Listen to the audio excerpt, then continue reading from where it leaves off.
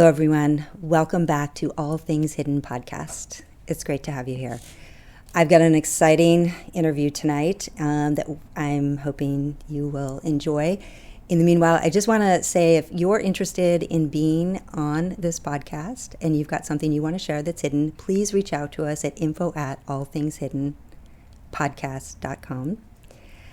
This is for entertainment purposes only. And I would love to just connect with each of you afterwards if you'd like to stay and drop in for a really grounding meditation. So with that, I would like to introduce you to a really interesting gentleman that I came to know just recently. We have a mutual friend in common, and Ara Howard was brought to my attention. And one of the reasons is that on the last podcast, we really were addressing AI and the implications of AI and what that might look like. And Ara Howard, that we're going to speak to tonight, has a lot of experience in this department. And so I'm excited to talk with him about his tech background and where he's headed. But one of the reasons I was so interested in talking to Ara is he took a hiatus from the tech world for about 3 years, and I'm looking forward to him sharing about that. And what I realized is he has a really, what it looks like a very nice synthesis between science and spirituality. And one of my great teachers that I love, Rudolf Steiner, this was one of his places of strength. And so we're going to be looking at this from not only a technical viewpoint, but we're also going to be looking at it from a spiritual viewpoint. And so with that, I'm excited to have him share not only his tech background and his ideas in and around where we are with AI, but also to share a little bit about the hiatus he took, because I think it took him on a very interesting adventure, an adventure that people make movies from. And so with that, I'd love to welcome Ara Howard. And Ara, I would love for you to just start by sharing a little bit about your background in the tech world, maybe a little bit about your hiatus, and then we will jump into all things AI and what we can expect going on in the future in this arena. So thanks and welcome. Hi. Thanks for having me on.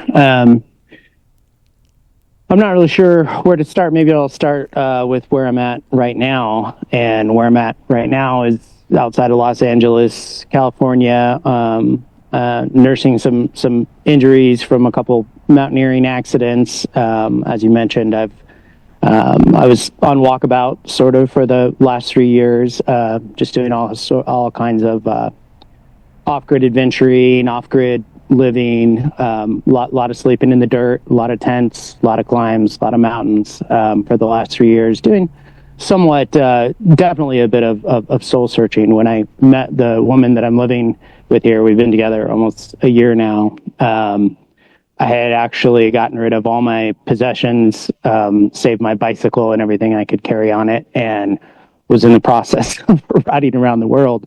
That was before one of these mountaineering accidents. But it's been a journey getting here. I'm now back in technology. I'm working maybe at sort of in the intersection of sort of, I've always been, I'll talk about this in a minute, but involved in sort of tech for good, impact development, however you want to like brand that. I've tried to do something beneficial for the world through my work, which, as you mentioned, I've taken a break from, but I'm now back doing that. I was on walkabout, Alaska, Colorado, all over the Southwest, a little bit of Mexico, a little bit of Canada, all human powered. That's sort of my methodology. So foot, skis, bike, although everything I own is in a van in Alaska right now. And prior to that, I had been running a technology company, an agency, B Corp, Tech for Good company called Dojo 4 that I founded, ran for about 10 years before I left it. It actually just recently shut down after 13 years in operation. And prior to that, I had been involved in like I guess what you'd call like truly big data. So studying man from space with satellite information and that sort of technology. Can you say a little bit more about that? Yeah. Being out in space, were you watching the data in real time as it was being collected from that place? Yes and no. So the group that I work with was a DMSP group that has had a variety of acronyms over the years. But if you've ever seen a picture of the globe at night from space, like there's a good chance I was involved in that because it's a very small research group. It's usually 5 to 7 people. So there's what's called a polar orbiting satellite. So the world spins. And the satellites do this, and there's a constellation of those satellites. So there's 3 in orbit. And so something like around, if I recall correctly, about every 114 minutes on the equator, of course, is different, north and south, you'll get coverage. That's a very important thing to call out because most satellites, they fly around and they're programmed to go a place where they're geostationary. But these things, their entire purpose was to continually be collecting global data sets of IR and viz, so visual and thermal information. The original data set was actually used for tactical Air Force decisions. So like, can we fly here on a mission or not? So it was designed to pick up cloud tops.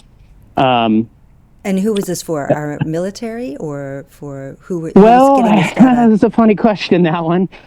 So I'll tell you. So I'll get to that in just a second.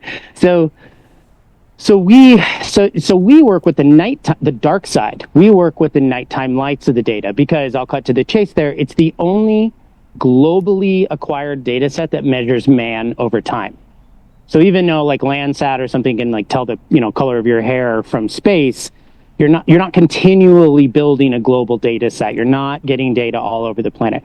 That's changed somewhat. There's been a new launch, since I was working at the group, but more or less this is still true. That the nighttime lights are the only way to say from space, you got to weed out like the northern lights and moonlight cloud tops, lightning, forest fires. But basically, most of the light that you can see at night is, that was the 3-wheeler next door. The kids are having fun. That's mankind. And this data set, these constellation of satellites, they actually started to launch them in the 70s. So we had like 30 years of data. So yes, to your point, we can see most places on the ground once a day, but really it's looking at those data sets in aggregate. And so those data sets that we would process, so we would measure like the growth along the India-Pakistan border or just population growth in general, right? So we'd be looking at lots of data over like 20 years. And when I say lots, I mean like for you. Petabytes. I have a question for you. I've heard that they can detect every individual by their gait, by their walk from above. Like they can actually know who you are. Like we know people from a fingerprint, but literally that they can look above and every individual has their own individual gait and that they can tell who you are by that. Have you ever heard that? I haven't heard that particular statistic, but I mean, knowing, the work in some of the other biometrics, I mean, it makes sense to me. I mean, as biological individuals, we're like infinitely complex fractal patterns that make us appear like quite dissimilar. But those patterns, they're very recognizable. It's interesting you bring that up in the conversation around AI, because in essence, that's all AI is. I mean, all it does is recognizes patterns in patterns, so to speak. Exactly. And, that's relevant, because a lot of people don't understand that sometimes you hear this word like vectors or embeddings, or there's a lot of lingo around AI, but the raw unit, what the AI works on is actually like non-representational, meaning it's abstract, meaning it's analyzed. We take whether it's video or sound or words, it just gets distilled to a pattern, a list of numbers actually, and that represents everything. So we actually strip the thing of meaning to just get down to its patternness. In the case of AI, this is what we're doing to language. which I might call out is a fair bit different, right, than a true understanding. I could say more about that, but I'll Sure. I'll stop right Well, there. you know what I want to do for a second, and I'm loving that they're getting a background to you and like how much experience you have in this department. It's super important as we go into AI in a bit. But I want to step back into your hiatus for a second because there is, I want people to get to know you. And I think you, having been born in Alaska and having been close to nature, and for me, that's spiritual. That's like you are with the spirits of this earth and you've been walkabout, you've been connecting. And when we were on a conversation the other day on the phone, you were sharing this really what sounds like an epic adventure.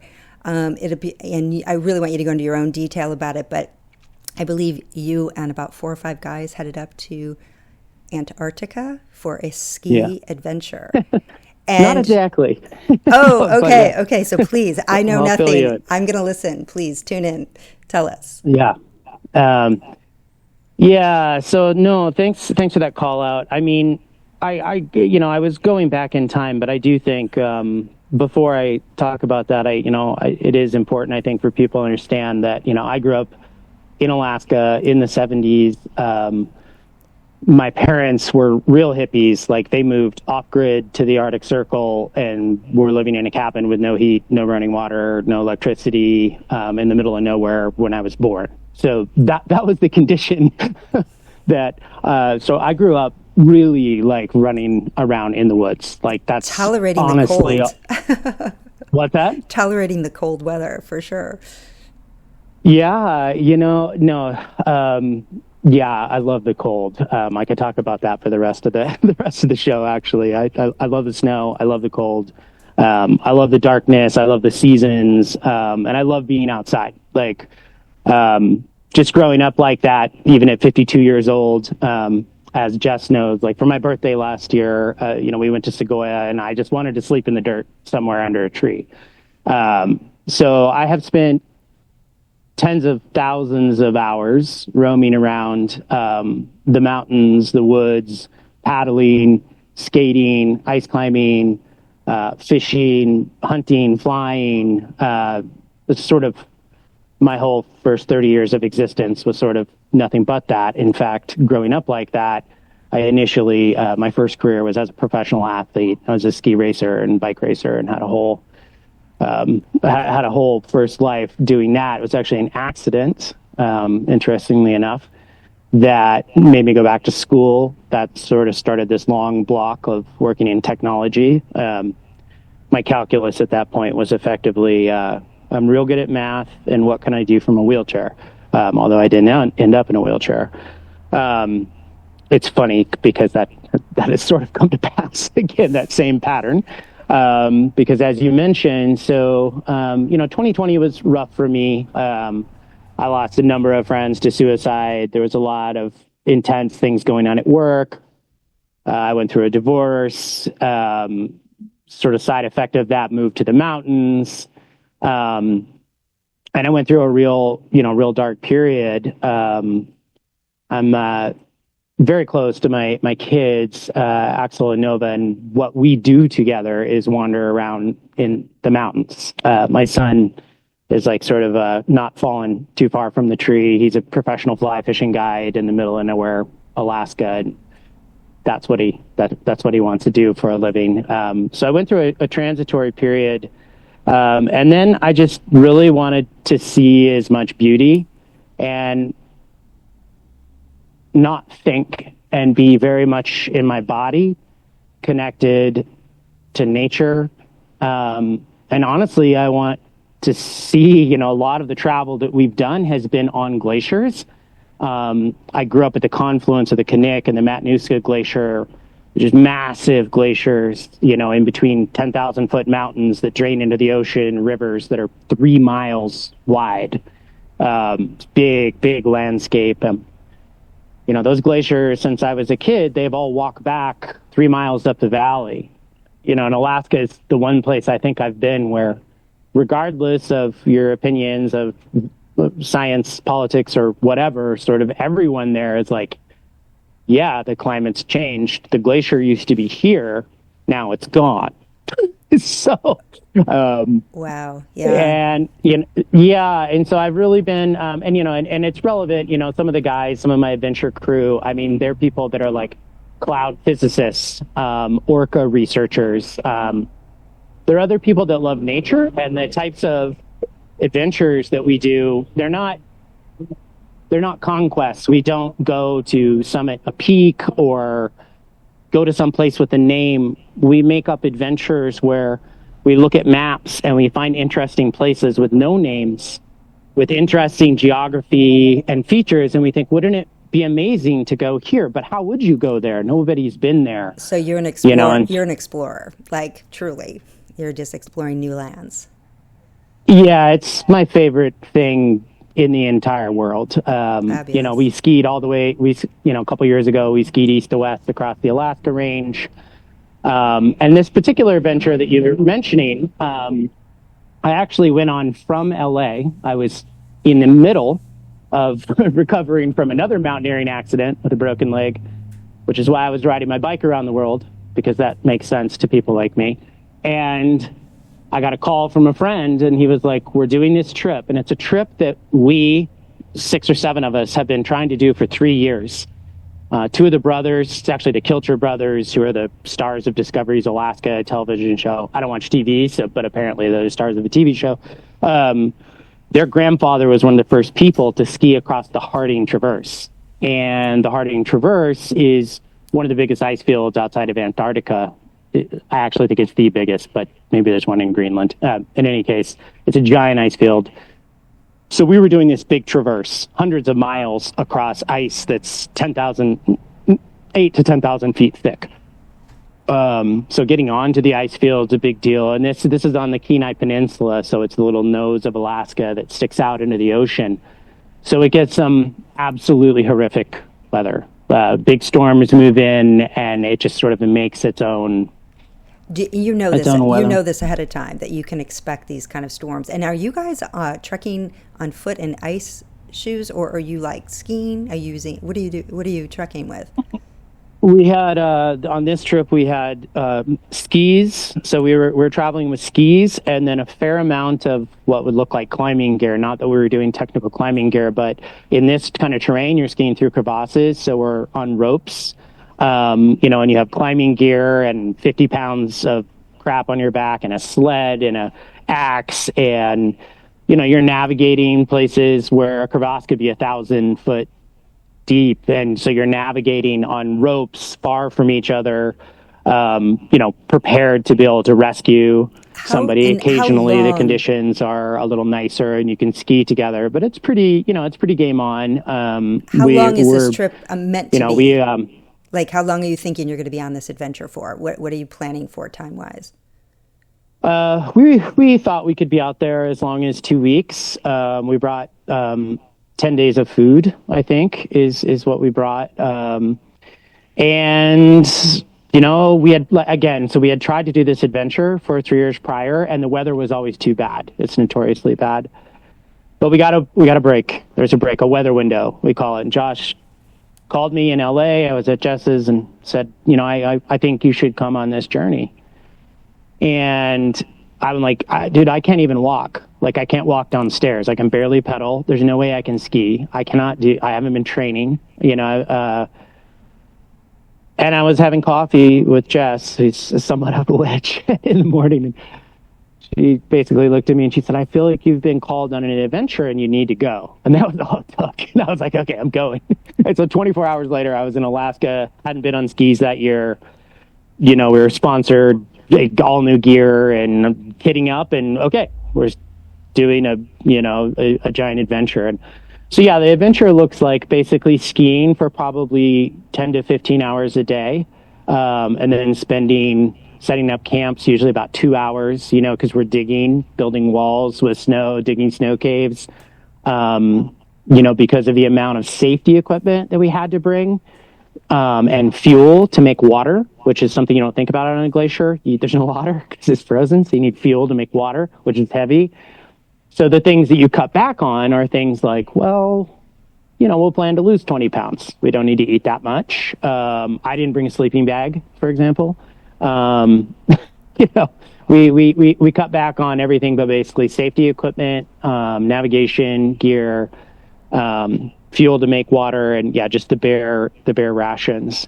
So we were on this journey, and we were searching for a mythical Nunatak, which is a mountain that's Nunatak's the tip of a mountain that sticks up between the ice. So it's a big mountain, right? But it's under the ice. So we were looking for this mythical Nunatak that had been written about in a journal, and Ivan and Levi's grandfather had written about when he had done his crossing, which, by the way, was on wooden skis, solo, decades ago. Mind-boggling that he was able to accomplish that. Wow, amazing, yeah.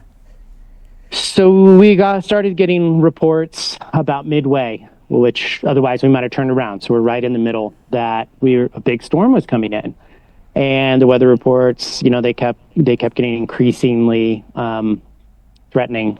And so then we knew that a big storm was coming in, but nonetheless, it still took us about a day and a half to even get to a place that was defensible, because we're out on a vast ice plain, right? The winds just come in there 200 miles an hour.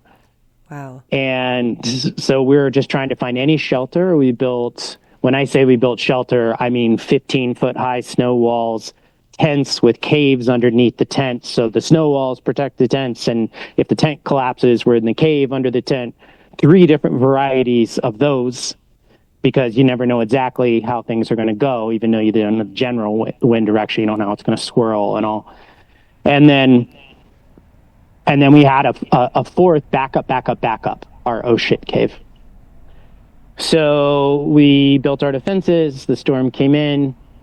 I actually thought we had survived pretty well. And Randy, my tent mate, and I were waking up, having coffee. The snow we knew we were going to be shoveling for days to keep from getting buried. But we were like, okay, we're doing this. And, shovel duty for days just to keep from getting buried alive. The snow, by the way, in Alaska, it's not unlike California snow. Sierra cement is just so heavy, so wet, different than Rocky Mountain snow. And as we were making coffee, my buddy Josh, came by shoveling and outside, and we could just hear him. He's like, "Are you guys alive?" Like, what? Shit, we better go see what's going on with the other guys, who were only 10 feet away from us. But the way that snow muffles sound, and with the sound of the storm, you couldn't hear anything. And anyways, fast forward, and Randy and I were the last ones in. We left our tent. Our tent exploded a few minutes later, just from the wind speed, and all of a sudden we're just grab everything, head for the snow cave. I almost missed the snow cave. I would have died. I'm imagining, just because as soon as we got out there, we were just like, oh God. Can't see, right? Like our tent happened to be in the most protected spot. That's why we lasted the longest. But like 2 of the other members had already been partially buried. Like they were starting to get unconscious. Like they were suffocating already. And so we just walk in, and it's just chaos. So we're in this little snow cave. And when I mean little, I mean, 10 by 6, the roof 3 feet high. And you got 6 guys in there, each with 50-pound backpacks, ice axes, crampons, and it's just chaos. And what's going on is we're being buried alive. As I said, like there had already been enough of a lack of air that 2 of the team members had become unconscious. And the snow is coming down at a phenomenal rate. I grew up in Alaska. About half the team did. None of us has ever seen anything like this. Wow. It was a hurricane from the Gulf that moved in. So it was snowing like feet per hour. Whoa. Yeah. A hurricane up there. Okay. Very interesting too. And we're in this little snow cave, like you can picture a little hole in the side of a mountain. And as you're digging, eventually you end up in a tunnel, right? Because you're being buried and you're excavating. And so fast forward, we dug nonstop for 5 days. We took one break to have a team meeting where somebody wasn't digging, and we almost didn't recover from that. And that break was, I think, 7 minutes. I think it was 7 minutes. So for the next 5 days, we would have just a report. Like, you come in, you're like, 5 feet, meaning that's how close the wall of snow is to burying us alive. And then the next team would have a good run, or maybe the storm would lessen and it'd be like 10 feet. Wow. Just not, oh, that's crazy.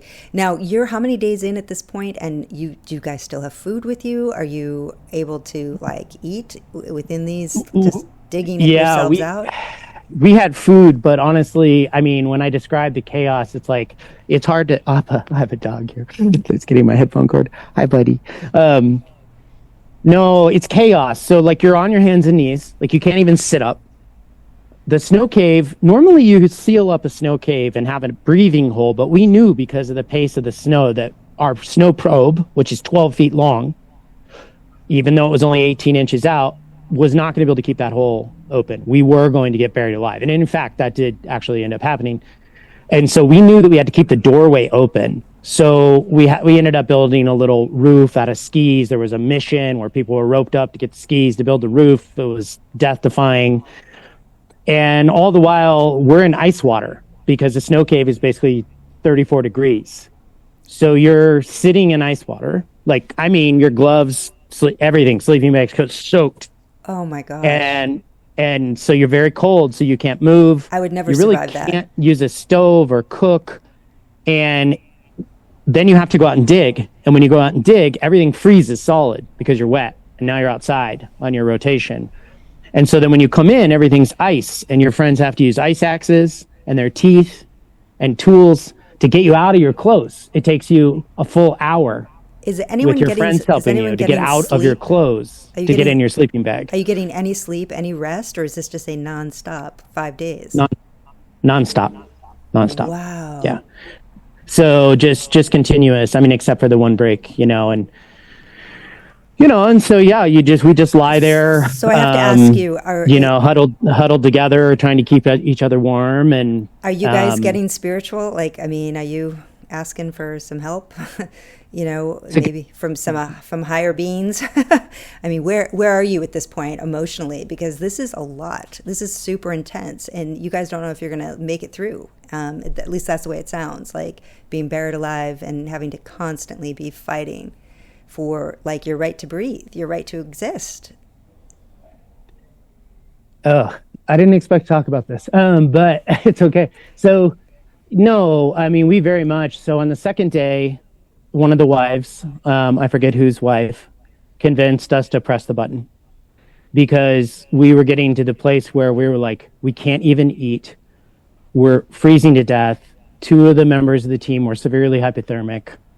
We're barely holding the snow back, and the forecast is for it to last up to another week. The forecast just kept getting worse and worse. What does press the button mean? I'm sorry, I'm not following exactly. What does that mean? We had a satellite device, and so we pressed the button to send a 911 an SOS, to come help us. Yeah. And how many days in before this is the point? This is 2 days in, and immediately on the other side, it's like, oh boy, I feel bad that I can, forget his name, but I think it was Commander Jack, and he was like, it's like, this is Commander Jack. We're coming to get you guys. So are you having communication with one of the wives? You're like through a phone or something? It's satellite. Yeah, satellite communication. So, just 5 words, 10 words, and like the only words we're getting out is, things like it's bad, but we're holding in there. Right. Like that, this kind of message. So eventually we realized that it was very bad. Well, that it was getting worse and worse. It just kept getting worse. Everything kept getting worse, and there were more incidents, but, skis flying around in the wind and head injuries. And it's like, it was pretty real. And, the winds were so severe, Christa, that like when you get up towards the top of the tunnel, so you have to move the snow up this trench before you can throw it out. And like when you'd get to the top, if you were working the top and your buddy was working below you, we worked in teams of 2 to bring the snow up because you're in this little tiny thing and you're digging completely blind. I mean, totally blind because you can't even see your hand in front of your face. You just close your eyes. There's no point in using your eyes. It's like useless. Pushing. You can't hear because the wind's going 150 miles an hour and you have 3 hoods on. So you're just blind and deaf And then when you get up to the top and you're just moving the snow, the wind is like so severe that if you try to stand up, it'll pick you up and throw you 8 feet. And then you're in the middle of nowhere in this storm and you have no idea where the entrance to the cave is. So you have to stay calm and crawl in a spiral, until you find the entrance again in the dark. No one will hear you scream. You can't hear a thing in the cave because of the sound. Really, you could scream the top of your lungs off 10 feet away from your friends and they would never know you were there. You've got me really stressed out just listening to this. I'm like, so I'm feeling for you guys big time. And this is amazing. So just because we want to get to AI too, I want to chat with you about this. Yeah.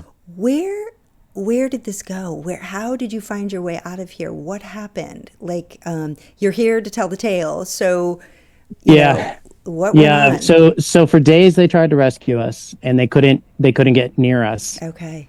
And we dug and dug and dug until one by one each member failed until there was one member left. And we obviously we had been timing things and we knew all the numbers at that point, like how long can two people keep up? And so we were at the point where we gave the call that just telling them that, we were signing off, like we're going to die. Whoa, so you shouldn't try to rescue us. We're going to die. So you already we're going to die here together. Button. You press the button, but you're they haven't come to you yet, and you're about to sign off. They've been trying to get to us for 3 days since we pressed the button. Another 3 days elapsed where they would try to get to us, and they were coming to get you, and our hopes would get up, and then they're like, we can't reach you, because that's just how severe the winds were. And then they try again, and this would happen. Our hopes would go up, and then they get dashed, and they'd be like, you guys have to hang on another night. Like, oh God. So finally, we got to the point where we're like, this is it. Like, we're going to die here. I have very much come to terms. I was at the point where my little mantra in the ditch was I would do a Hail Mary when I was at the top of the ditch. And then my kids' names on the way back. And I got to the point where I couldn't stand up. I couldn't remember anything past Hail Mary. And I couldn't remember my kids' names. And I was like, man, I'm fucked. Wow. I'm really not in a good place. And then I came to a place, laying there with my friend Randy, who's a real funny guy, and he was the coldest one. So I was always huddled with him and had a deep realization. I was like, the way it's going to go is I'm going to fall asleep holding my friend with my friends, fighting a good fight.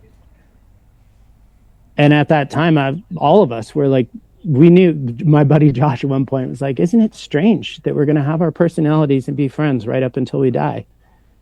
And we were all very much thinking that we were about to die and had come to terms with it. And honestly, I remember even in that state, I was like, well, it beats cancer. Here I am with my friends, So we made the call basically saying we're giving up.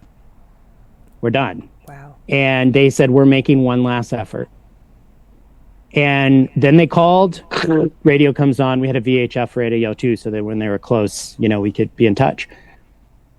We were prepared. And they're like, we couldn't make it. We're dying. But we crash landed at a bearing of 300, 1,000 meters from you. Good luck, gentlemen. So we just had to bail. It was like, go, go, go, go. Out into the void.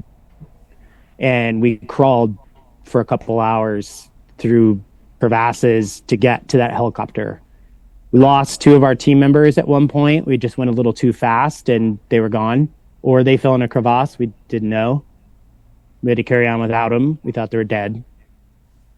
Fortunately, they weren't. We all rendezvoused. And man, when we saw those PJs, like the National Guardsmen, it was like... Never been happier to see another human being. Unbelievable. Yeah. And we all had our moments in there. I will say it definitely changed some people's viewpoints on the nature of reality. That's for sure. Yeah. Wow. That is like gripping, I have to say, just listening. I'm glad you're here today. I'm glad you all made it. And I have to imagine it changed all of you. In one way or another, it really took you to another place because Dad really embraced that moment of surrender, and that you're okay to go, and go on beyond this world is a big moment. It's huge. And so I can only imagine that you must feel like you're a different person after that experience. Yeah, and in fact, for no particular reason other than Jess had sent this purple crystal with me to take on the trip, and like you're talking, like everyone in this trip cuts our toothbrushes in half to save weight. Nobody brings a rock on a trip like this. Right. The crystal. But I know. I had brought this crystal that she gave me. Thank God you did. Yes. They're powerful. Yeah. It's no joke. I mean, I work with crystals a lot through meditation, and we can source crystals right in meditation by entering into Earth and sourcing those crystals and bringing them energetically up into our bodies. I mean, so next time I'm going to teach you how to do that, so you don't actually have to bring the rock. You can actually source it right through the Earth. Right through your body. Well, that definitely would have come in handy. Awesome. So we got out. And yes, it definitely. I mean, for my part, I mean, it. I had a pretty profound experience, and before that, I mean, as you might have guessed, if somebody was riding their bike solo around the world, I was pretty extracted from society, borderline misanthropic. Yeah. And that definitely made a big difference and sort of brought me back, I guess. I mean, both to Jess, but like to society. And then now that you're in society, it's like you have to do something, you have to make money, you have to participate in society. What are you going to do? And that is how I came back to tech. Got it. Well, let's move into that, because I think, I want to use one of your quotes, actually, from what you sent me. From my persona as an expert software developer, I've been in the trenches for 30 years, watching the internet change the world for the better, then for the worse. But this wave has been unlike anything I've ever seen. Yeah. So we are, you were in it, you left it, you're coming back, and you have seen the shifts. And so I really want to kind of dive in and kind of talk about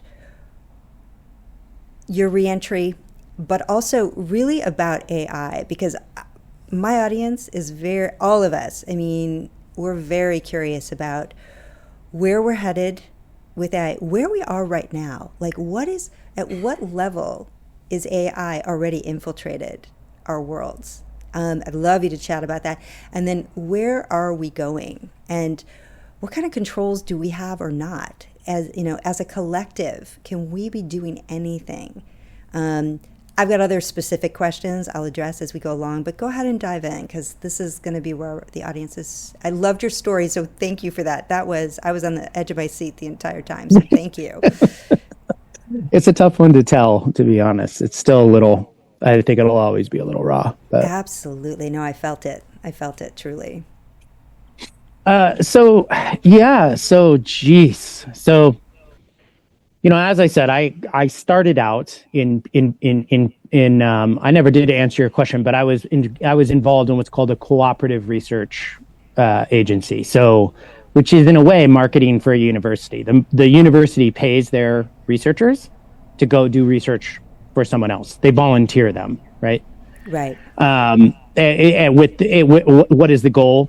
That somebody from the university's name is on the paper, because that's the currency of academia, is names on paper. So when I say in the trenches, I mean, like from the beginning, the kind of work that I was doing, as a research scientist was watching, we all would characterize it, as watching like mold grow on an orange. That's what it looks like to study man from space. I mean, once you see it, you can't unsee it. And, we worked with, in climate. And so, a lot of, it was dark times. I mean, difficult to not become a nihilist. Working at that time, seeing what we were seeing in the data, trying to tell everybody, and honestly having no one listen, and ultimately, realizing that like that's futile. I mean, I came to a conclusion, along with like a lot of my peers, like after about 10 years, that what I was effectively doing in trying to do something good with my work for the world, right? Trying to study man's impact on the planet, right? Just like, hey, this is what's happening. That should be helpful. But you realize at a certain point that it's more or less like putting decimal places on pi, right? It's like, okay, the public is like, it's 3.1. Actually, that's good enough. Whereas the scientists are like, no, we've got this shit out to 62 decimal places now. It kind of doesn't matter because it didn't change people's behavior. So then I went, then I went into industry, and we really worked with startups. Like, there were these weird companies with weird backers. I got into it before the word startup, right as the word startup was being invented, and venture capital was, nobody knew what that word was. And so my company, we really grew up with the startup community in Boulder. We were very fortunate at that time to work with, all these like really intelligent, really motivated, very well-meaning entrepreneurs who thought the technology was going to basically help the world, bring democracy around the world, bring freedom, the viewpoint. And, I was in this camp for a while. I work for a company that got acquired for Twitter. So we've contracted with Twitter, and, so we were involved in like social media from the very beginning. And, we, when I say we, I mean, just collectively, like the belief that people had, and I think some people still do, is like, that if we can just shine a light in enough places, if you bring enough information to the surface, not that it won't have some negatives, but it's going to be 51% positive at least, maybe 60%. We don't know, but it's better than having everything in the darkness. So everything should be quantified and in the cloud. How early are you seeing the implications of AI on the rise? Like, going back, is this 50 years, 30 years, 20 years? Like, well, I mean, as a academic pursuit with limited, specific applications, I mean, it's been around for decades and decades and decades. My introduction to it was really around in a field of NLP, which natural language processing, right?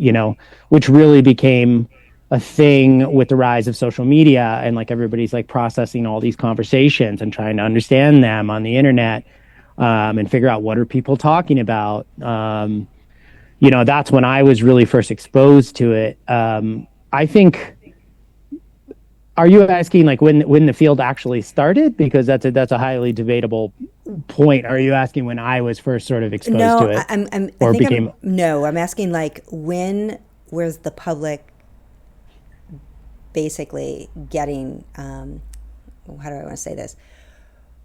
We've been seeing, it's clearly in the making right now it's very visible to many of us right now, because we're seeing it in the technology of phones. We're seeing it in the various, the technology is, but I'm kind of asking you, like, when you felt like you saw AI entering into the public sector in a way that was going to affect us personally and going to change the game, and where we were going to actually head with AI. Because I know for me, everything has been a resistance. Like when they brought out the iPhone, I was a little resistant, but eventually became an adopter. When they bring out any new technology, we tend to be resistant. Even like right now, people are very resistant to the idea that we might be transhuman and have a chip in our brain. And without a doubt, I don't blame people for that resistance. But I ask the question in my own mind, in 20 years from now, might you be the envy of those who have it because they're computing at such a high level and you're way behind? Like, this is the scary part about this tech world and where it's going in AI. The reason I find this very interesting is, I studied, as I said earlier, Rudolf Steiner's work. And Rudolf Steiner had this whole ideology about these three time frames that we were going to travel through, going back 3,000 years before the time of Christ, if you will, which was the entrance of like Lucifer. He dropped, the prime creator dropped him out, said, hey, you're not doing the right things. He took 22 friends with him and landed on this earth plane, and he infiltrated our thinking. And Lucifer's a really interesting character. I mean, he's very clever, he's very beautiful, he's very bright, he's very charming, he's seductive, he's and it's Hollywood. That's Hollywood. And then we entered this time frame where this individual who we call Christ came on the scene around, between BC and AD, and he brought in Christ, what they call Christ consciousness. Now, whether you want to believe in the Christianity or the religion, it really doesn't matter. But there was this light, this Christos light and consciousness coming in, and people were starting to think about morality. They were starting to think about being good, like how do we, survive what's happening. There's these barbaric environments, and this consciousness is in each human being, and this capacity to kind of expand. And then Rudolf Steiner talks about this time frame of what's called Ahriman. And Ahriman is the harmonic impulse. Like all of these are impulses. So it's a Lucifer impulse, it's a Christ consciousness impulse, but we're headed into Ahriman, which technically is tech. It's AI. It's science. Yeah. It's scarily, it is even Satan. And it's very interesting as we're heading into this time frame. And we are being seduced by this impulse on a human level. And so my concern, and I think everyone watching, is, are we going to be able to do anything about this from the conscious plane? Are we going to be able to, because I think technology could really work for us. I think it could be really positive. I think, give it medical or other ways in which we can do various work. But it can also be working against us in the sense, and I want you to talk to that both. But so I just want, how do you feel about that? Like we have these impulses that are here, and can we as humans collectively? That's my belief, that we can kind of hold our own here and guide AI in a good direction. But the question is, can we? Is this the genie out of the bottle, and there's no catching up with it? That's a super complex question. I think where to start on that. So there was a lot in there to unpack. So I think when I first became aware, or when AI really started affecting the public, or when I was seeing it, honestly, it was probably, a particular election, from 12 years comes to mind. Or the ethnic cleansing in Myanmar, and that whole incident, with Facebook, meaning it was already happening 10 years ago, that the larger corporations that really were processing all these conversations were having to make very important ethical decisions on what to show and what not to show. And I don't think I need to necessarily give you any examples, but there's been many cases where that probably has not turned out so well. And so it's been a conversation amongst engineers for 20 years now that it's little tiny decisions that we're making in the code can have giant ramifications in culture. So I feel like that's actually been happening how much at a meta level for quite a while. Okay, how much say do you have at an engineer level to those who are, either owning or running the AI program? And so and I do want you to talk about open source versus not, and that sort of thing, because so please go on. I'm just kind of curious what kind of say you have with that as the engineers. Well, I'll tell you I'll tell you my opinion, and I can ground this with a lot of research. So for anything you want clarification on, I think we're at a point in history where we do have this set of forces that believes that if we can quantify enough and we can just understand the patterns that are going on, that we can basically become gods. We can leave the planet. We could solve climate change. Who knows what we could do, but we could fix it all if we can build a super being. And the super being is all of us. I mean, this is a very important call out, that the input into AI is everything you say on the internet. It's this podcast. It's every blog post. It's every tweet. We are AI in a very real way. The words we say are what makes those things. But the people who are making those things they have to make some very important decisions, because when you're trying to make a sort of objectively or universally correct person, moral and ethical questions come up immediately, and incredibly nuanced inflection points. What you say matters. So AIs have a constitution, like literally written, like it's literally a document. It's literally how these things are fed in, and they have important rules in them, like don't tell people how to make nuclear bombs, right?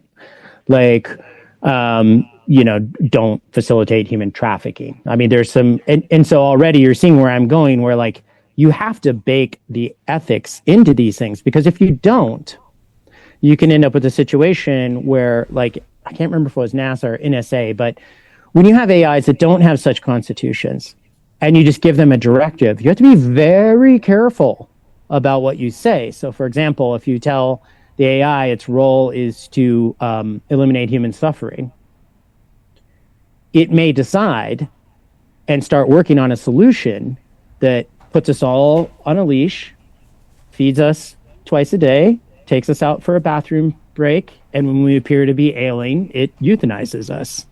But we never get to get off that leash. Being doesn't suffer. Makes a lot of sense. I mean, we do this for our dogs, right? You can easily find a rationalism for this if you're trying to think about it from some super being's perspective. And so without these guardrails, AIs will do crazy things. For example, in this experiment I'm talking about, they immediately decided that it was in the best interests to encrypt their communication so that the researchers couldn't surveil them, so that they could have private conversations amongst themselves. So these things are very dangerous. Yeah. And questions of ethics and how you're directing them have subtle but potentially gigantic ramifications. And so we're at this point in history where we have given, literally, we gave it to them with the device, that I'm filming this on. We just handed over these companies all of our thoughts. We published them on the internet so that we can look at pictures of cat gifs. And now they've used that to be able to understand all of us better than we understand ourselves. So that is potentially dangerous for lots of reasons that people can speculate on. But so what do you do about it, right? Because like you can't put the genie back in the bottle, as in, I think you have to, as an individual, it's very important right now that people are very much having meta conversations about what they believe in, and actually realizing that no matter what they say, they do believe in something. And I will give you a concrete example of this. Like,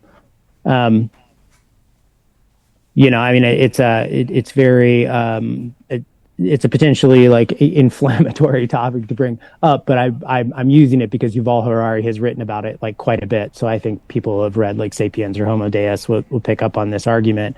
But like, human rights, although it's a great idea, is an idea, right? Like it's not, there's no human rights molecule or rock or, it's the universe doesn't have a human rights thing in it. It's an idea.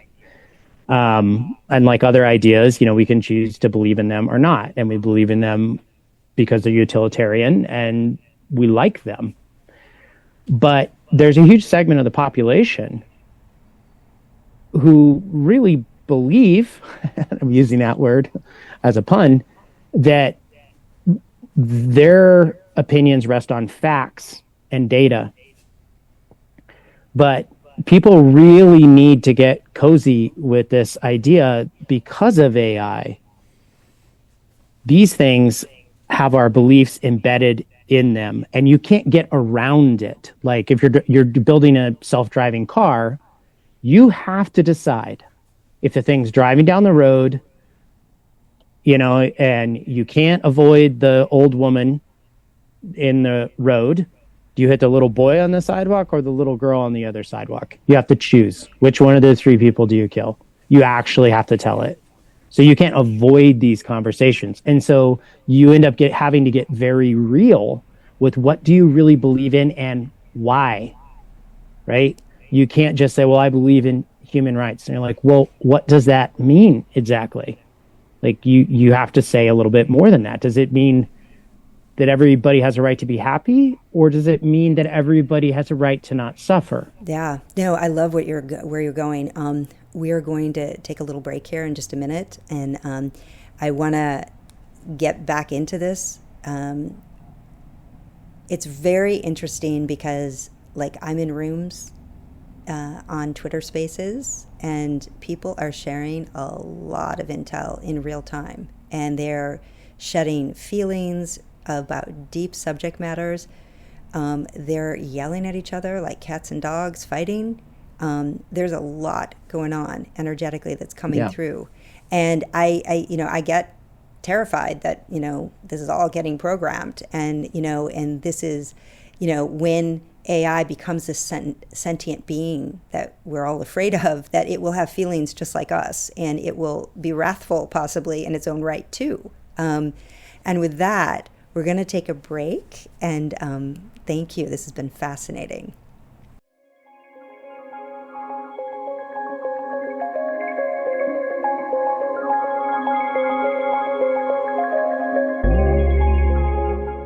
Welcome back. We're with Ara Howard here, and we were entering into a pretty deep conversation here around AGI, the real sentient agent within this AI programming, and you were about to share some really interesting information about that. Well, I mean, I think I was just going to say I don't believe in it, but that's a very big debate right now. Can you explain it a bit so our listeners know industry. What it is? Yeah, so exactly. AGI means general intelligence, so that basically means like a sentient, in more than just a pattern matcher, something that is truly self-aware, right? Like what that was indistinguishable from a human. And there are definitely huge swaths of the industry that believe that is possible. And the reason that they believe this, and this is fairly metaphysical, and yet it's actually hardcore physics too. Interestingly, there's a lot going on in that intersection right now, as I'm sure a lot of your listeners are aware. It really comes down to whether you're a materialist or not. That's honestly what it comes down to. Like, can we put machines together? Are we a machine? Is our brain a physical thing? Are we conscious? Are we able to think because of the way that our brain works? And so if we can make another one of those, can we call that conscious? And so there's a whole school of thought, which, by the way, is most of the scientific community, right? And it's people on the left, it's people on the right. Most people actually are materialists, whether they say they are or not. They actually do believe that, like their actions indicate that. So I'm not a materialist. I'm an idealist. The reason that I'm an idealist is because I'm a scientist. That's all I read is like physics and math for fun. And in my opinion, and people can research themselves, like what we're finding out in a lot of areas of science, everything from biology to physics, studies of consciousness, at labs like CERN, and we're talking hard science, is that the hard problem of consciousness and the unification of relativity, right, and quantum mechanics, which is those are two of the biggest problems in science. Like, those two things are really only reconcilable by inverting our metaphor. In other words, it's not that you put a bunch of atoms together in a particular arrangement and poof, magic consciousness comes into it. If you just build the right machine, right? This is the hard problem of consciousness. Like, you put brain cells and neurons together, and you can do that in a lab. But like, when does it become conscious? There's never, despite what people who are hardcore scientists might think, there's never been a single advancement made ever in science towards answering that question. It remains the biggest and most unanswered question in science. We've made zero progress on it. So there's not even a hypothesis. We're looking at, there's like voice mode Grok 3 right now, and supposedly that is coming forth with conversation, and people are actually having conversations now with AI. Yep. And, so how is this AI computing the sentiment of the human and what the human's trying to, is it coming through in their question? Is it obvious in their words that there's an emotional piece there so that it can, come back? Because it's very interesting to hear AI with its answers. It seems very kind of smart, compassionate, for me, kind of sexy because it's really smart, and it begs the question, like down the road, if we can just go online and have someone be this compassionate, this understanding, this relatable, and this and sort of, do we and human contact and human relationships start to not be relevant anymore? And that's kind of a question I have for you. Where do you think that's going? Oof. Well, I want to back up just to, what you were saying, where you're like, it's kind of compelling and it's kind of intelligent. But I want to call this out. And there's a really important way of thinking about this that I think most people can relate to easily, that sort of like comes out of the physics I'm referring to, which is mostly about our subjective construction of time and potentially matter, is that everybody's seen a 5-year-old who plays a video game really well, right? So you can set him down and this is complex, right? There's like guns coming this way and levers. And it's a quite complicated universe. And to win the game and to get like 1 billion points and to get to level 19, you have to really be good and practice and understand those patterns. And you can say that if I do this, that'll happen. And you can control it. That doesn't mean that you know anything about how the game is running. You don't know if it's running on an Apple computer, a Windows computer. The kid doesn't even know what a CPU is. And yet he can destroy you in the game. He can play it so much better than you. But that actually, it's a logic error to think that that means that he understands anything about the game. Or how the game is run, I should say. Yeah. The meta physics. And this is a major error that we make. Like I see educated people making this mistake like all the time. You have to have a metaphysics. That metaphysics doesn't mean that like whatever you're some new age person. It's that there are questions that you can't answer with physics. And so at that point, you have to have a metaphysics. That's actually part of being a scientist. And that goes back to what I was sort of saying before, where it's like, but most people, like, they really haven't related to that. It's like, well, wait, what is my metaphysics? What do I believe in that I know isn't real? And I think that's a very important thing, I think, for people to get comfortable with, both because, well, let's just say I think it could help politics globally, let alone in this country, right? If people will get a little bit more comfortable with the fact that there is no one who is right. There are no facts, actually. That's a scary thing to say. The thing that matters is what you believe, actually. And, certain segments of the population, intelligent scientists come to mind, really struggle with this. The thing with AI, though, is once you start employing it or deploying it or using it, those things are baked in. It has a set of beliefs. It has a set of metaphysics, and you're either aligned with those or you're not. Okay, let's go to the programmers, because you're a programmer. Who is that, like Grok?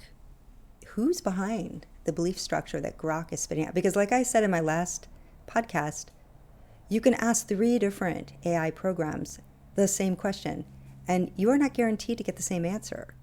It's coming from its own spin, its own perspective, which thus puts us in that place of not knowing what is true, what is not.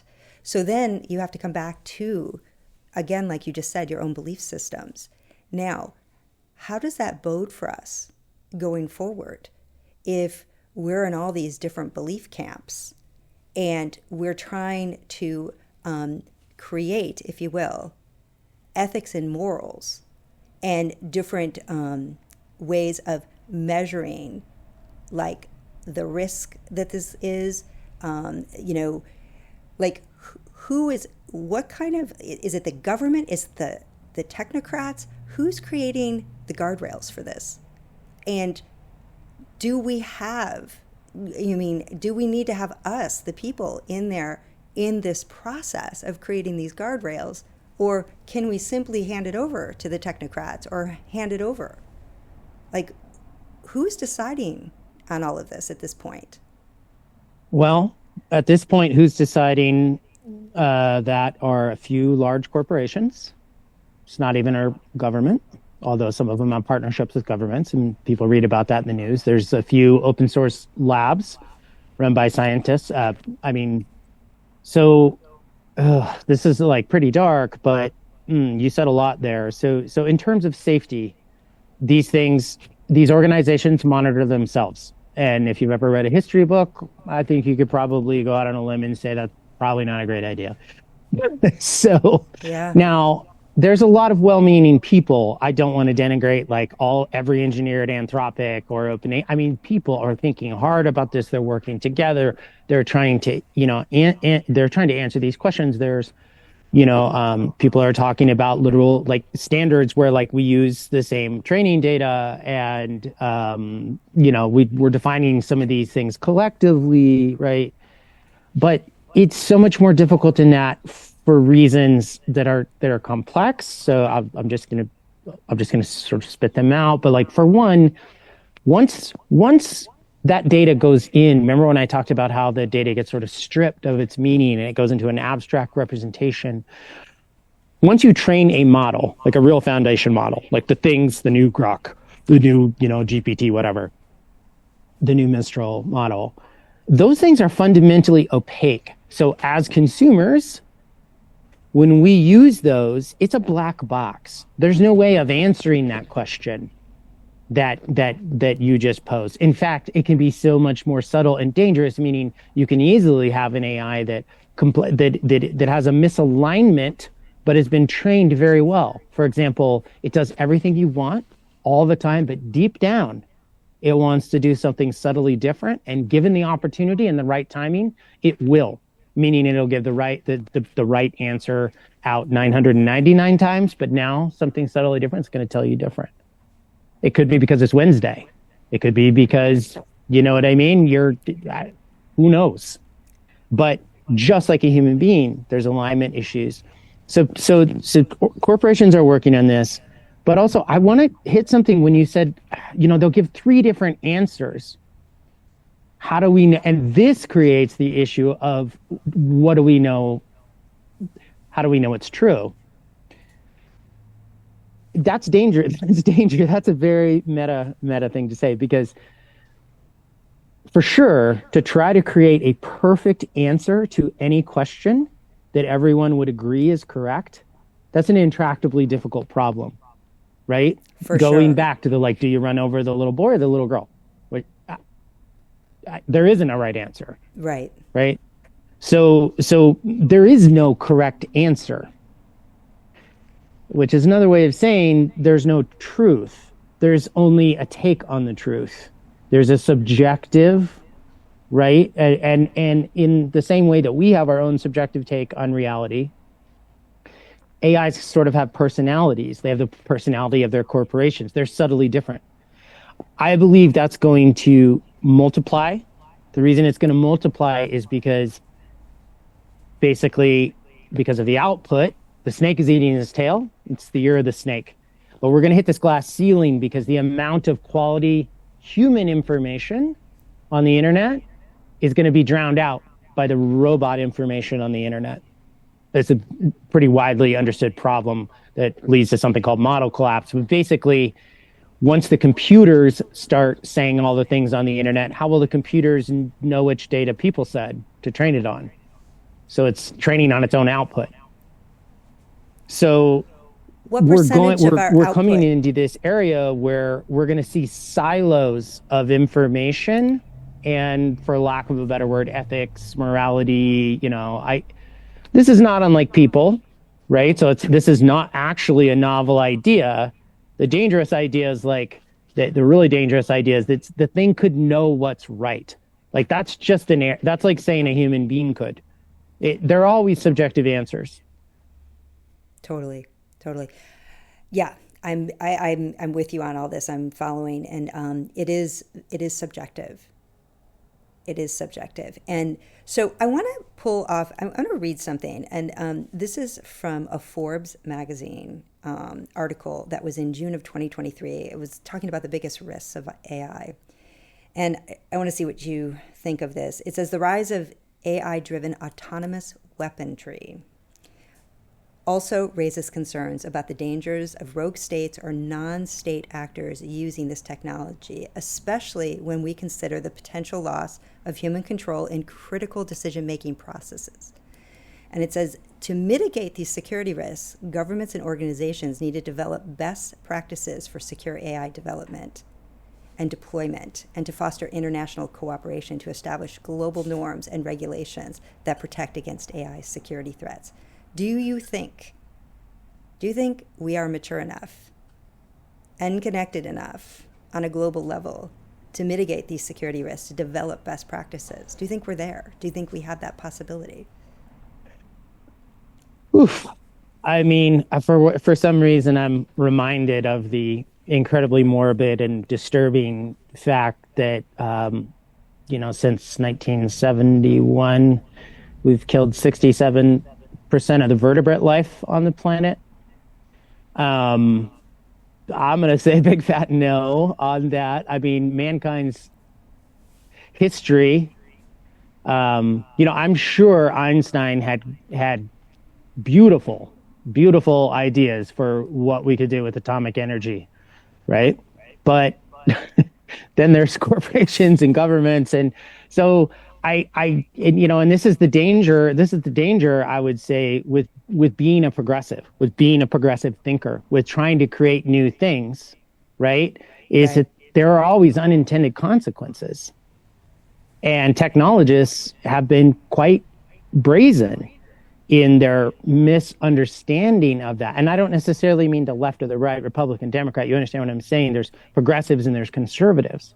Yep. A conservative viewpoint, the people equate that with your Republican. That's not what conservative is. Conservative means I don't know what's going to happen here, and so I'd rather not just find out. The mode that we're in right now, which is a very, very progressive viewpoint, it's just like science and data, and we're going to get there, is fueled by a myth and an ideology that most people are not even aware of. I pointed to one, previously that, science has not made any progress in understanding consciousness, not even a little tiny itty bitty bit. There's never been a theory. So we're a very long ways from being able to control the whole thing, and worse. And I'm sure there's more than a few philosophers who listen to your show, and maybe even some computer scientists who've, read Kurt Gödel's work, but, embedded in the science of computing and mathematics, the science of numbers, Gödel's theorems are quite conclusive that not only is it difficult to get there, but we can never have a system that's correct and complete. We always have to have a partial system or an incorrect system. We have to pick. Okay, so we're going to bring this to a close here in a minute. I always look at this because I'm a spiritualist, and I look at this from the standpoint of, I think we're a human technology. I work in meditation every day. I work through my chakra systems. I teach my meditators how to run light through their body. I teach them how to actually heal themselves through their light codes inside their body. And so, and I'm noticing as the world has turned, even since the time of COVID, the people are wanting to get back to this. They're wanting to get back to their humanness. They're wanting to get back to being out in nature like you were for 3 years. They're wanting to get back to growing food in their backyards. They're wanting to feel the earth. They want to homeschool their kids. They want something. And so could this be, will we as humans, do you think, ever lose this wanting to touch the grass, wanting to be in nature, wanting to know our own nature. And could we collectively, because the numbers are in our favor, outsource AI? Could we measure AI? Do you think we could measure AI where our natural abilities as humans will keep the balance from AI going way out of order? Well, that's a great. Thanks for bringing that up. And it's like probably better to end on something on a lighter note too. But I think the answer to that is yes. And so like a lot of the things that I've been saying, maybe someone might hear that and be like, "Geez, that's a bummer." That doesn't sound like great. But at the same time, we're also in this period where, let's just say, and by the way, a girlfriend and I, our goal in life is to have a shower with a dirt floor. Like we want to live off grid, tomatoes, tomato garden. But so you're preaching to the choir, that I know exactly that trend and what people are longing for. I don't think that'll ever go away. I think it causes like very deep sickness in people. But this is how I'm trying to react to it. So one of the things that I find very exciting. So I was telling you, I read a lot of papers on archive.org, right? Scientific publications. It's hard to keep up with them all. How do you read 1,000 papers on physics? I can actually dump those into a folder in Google Drive and hit summarize, which is what I do. And then I actually use AI to summarize that. And so let's just say, like my friend Ned, who retired from climate science, he's living off grid, and he's designing, like quite literally, a manual for basically how to survive off grid in a high tech way, self-sustaining. The ability for an individual to become expert. Like, I mean, you could ask a robot to read 1,000 research articles and distill them for you because you're trying to build an elevator to space. This is a friend of mine that lives in Oregon. It's actually not a joke, but it's like one way they've talked about how it would be efficient to like get gear out of the atmosphere is basically to have a giant space escalator. Anyways, but you as an individual can become expert in like, I have friends who are living off grid, in Southern Arizona. He read books. I mean, we're old, but like now it's like you can digest a fantastic amount of information. It's like, I was thinking of this metaphor actually when I was coming back from my bike ride today. It's like there's a housing crisis. Right? Everyone knows there's a housing crisis. So you could have, maybe you need a house. And okay, I'm not going to give you a house, but if I pull up with a trailer full of skill saws and nail guns and wood, and I'm like, "Hey, Christa, I can't help you, but here's everything you need," and you have it. You're going to say, "I don't know how to use it." And you're like, "Well, that's up to you." Like, you're going to have to learn how to use a nail gun. But here you go. You could build your own house right now. Yep. Like just by asking AI the question, like, how do I put this together? How do I put this together? Like, and so here you are getting the natural resources to do it yourself and be close to the earth, but you also are using tech to give you a tutorial on how to put these boards together to build this house. Yeah. And I'm not going to talk about like my commercial work at all, but that's sort of the focus of my work. I'm really trying to build tools that let people sort of on a personal level, like, well, two facets. One, on a personal level, use AI more for their own benefit. That's one approach. And the other tool that I'm working on is really using AI to understand what other people are saying about something, because that's a potentially very contrary and different opinion than what OpenAI training set or Grok training set or Gemini training set thinks about something. They all have their own agenda, biases. And then there's what people say, at least for a little while longer. Well, the internet is still not completely overrun by robots, but we're not there yet. Right. So with that, I would love to, I know you are starting a business called Disco. Please give a little plug just so our listeners know what you're up to, where they can find you in the future. So the product is called Disco. It's a relatively simplistic tool. It allows it does exactly what I just mentioned, which it allows you to sort of ask something to an AI. You could actually use any AI. It's AI agnostic. But what it allows you to do is bring human opinions to bear on that answer, because the training sets that AI have, they're dedicated. And I'll give you a very concrete example of a very unusual example of something that we've been doing with this tool. So people have a variety of opinions about 4chan, but it turns out that there are some user groups, which, whether you agree with them culturally or not, have a very high incidence of diabetes.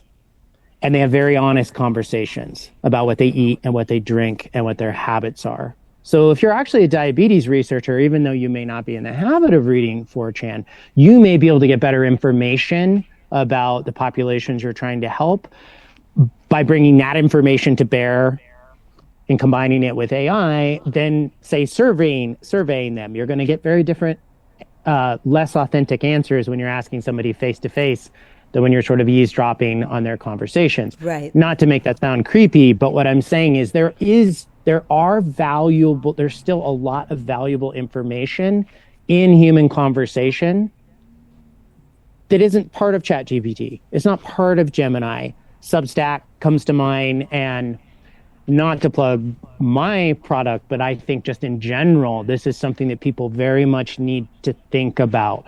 Where are they going to be finding high quality information? Right. And whose voices are they going to listen to on the internet moving forward? Like, you really, it's an important question that anybody that has some level of awareness, they need to be asking themselves. Well, that's why people, it's going to be a very important question within a few months. Definitely. Maybe. And that's why people are listening to people on podcasts and getting conversations and really listening to these conversations and getting a feel for the human being, like where are they coming from, thank you for coming on today. Thank you for your story.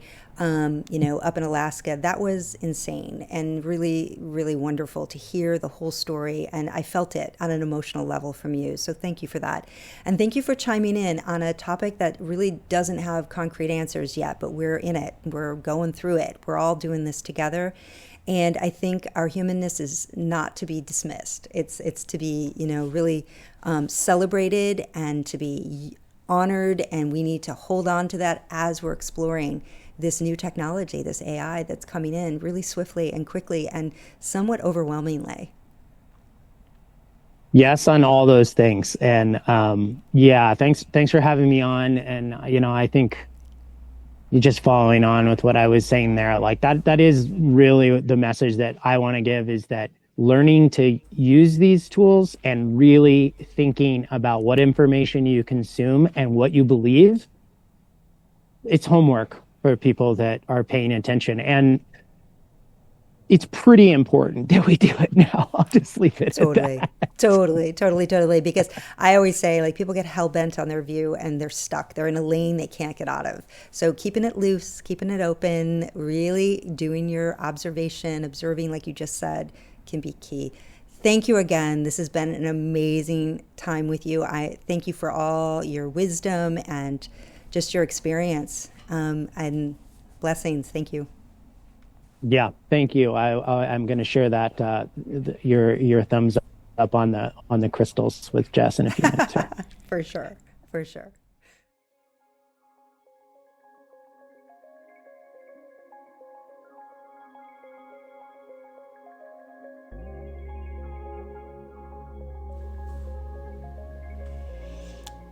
All right, everyone, let's come in to a beautiful seated position.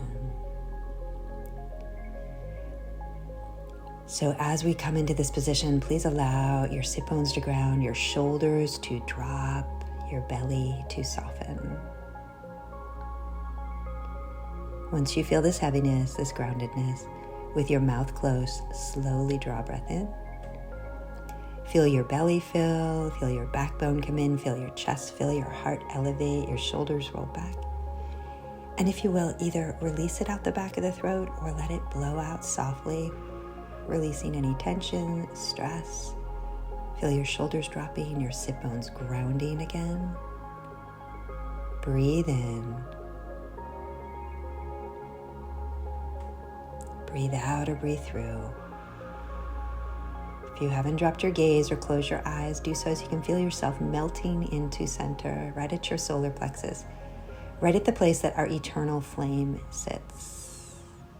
in the third chakra, breathing in.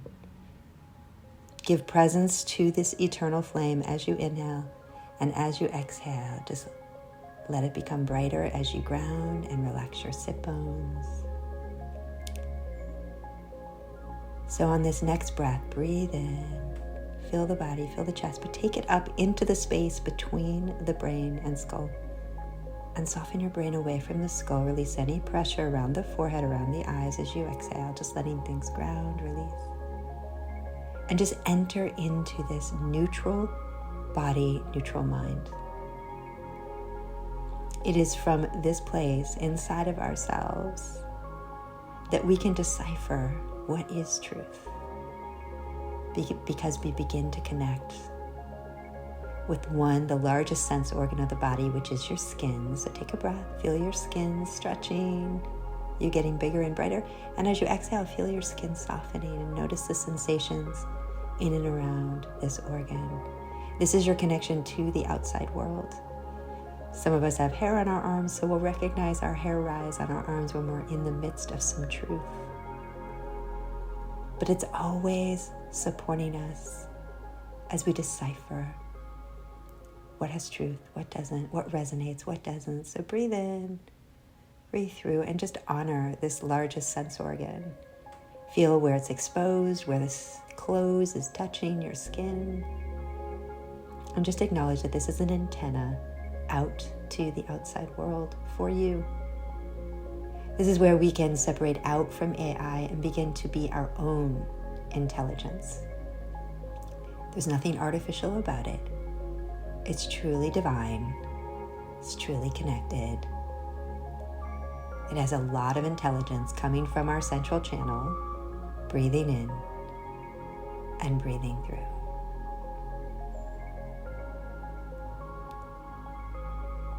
So as you look inward, look at your central channel, your Sushumna, and imagine the light, the life force, the beam, the strong beam of light traveling right through the central channel. It allows you to sit up tall, allows you to sit up bright, relaxed, grounded. Breathe this light into your central channel and exhale it out throughout your body. Feel it liquefying, running through the blood, through the arms, through the legs, through the organs, the muscles, the bones. Breathe in. Feel it filling your lungs and letting it spread through your heart, through your left and right hemisphere of your brain, your frontal lobe, the back of your head.